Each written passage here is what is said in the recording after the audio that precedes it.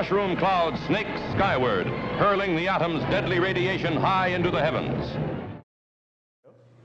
I brought some barium hydroxide octahydrate and some ammonium nitrate, and I'm going to combine them. So that must be the barium, doesn't smell. Ammonium compounds smell. They're both solids, okay? They're both white solids, powdery. There's the ammonium nitrate and there's the barium hydroxide. And I'm going to mix these two together. Hopefully I can get it all in there without spilling it.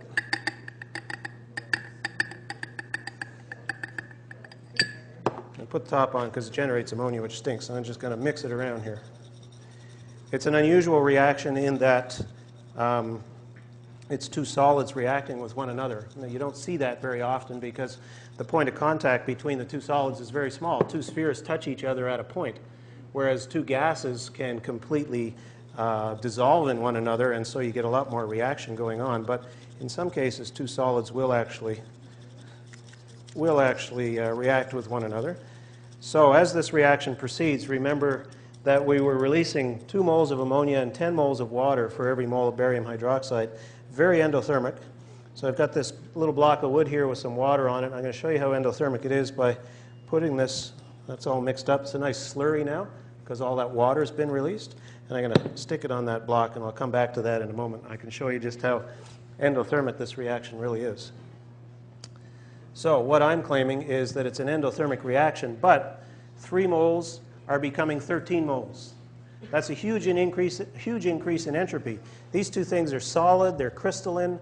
The molecules in the atoms are held in very rigid formations.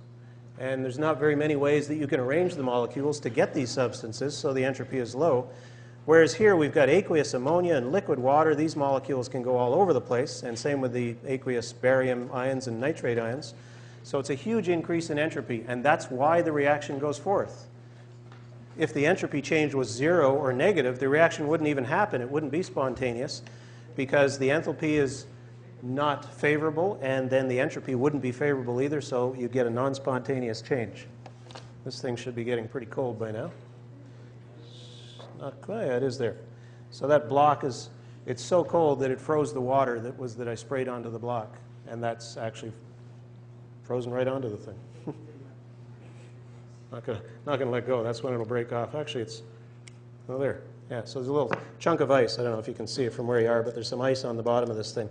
So it actually took it down to below 0. It's so endothermic, plus 80 kilojoules per mole, and yet the reaction goes, and it does so because the entropy change is so large and positive.